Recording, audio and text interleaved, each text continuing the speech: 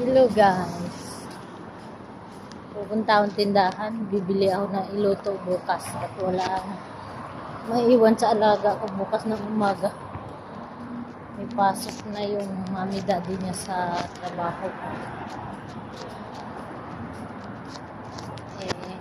Sa hapon. Pwede naman sa hapon. Kaso lang, hindi ko alam kung may kakainin kami sa tanghali ng alaga ko. Bibili na ako para bukas ng hapon ang bibilhin ko naman luto the next day. Mainit pa rin, hindi pa malamig. Ano na mga November na Mainit pa rin sa tanghali ngayon, dati-rati ganitong pa-November na, pagka ganitong oras sobrang ginaw na, naka-jacket na kami. Ngayon wala, normal lang yung temperature niya. Painit na ng painit yung panahon.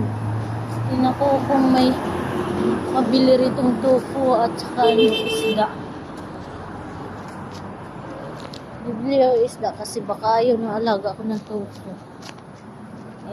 Patry ko sa kanila kung kakain sila ng tofu may mayonnaise. Baba ko to at maraming sasakyan. Tatawid ako. Bye.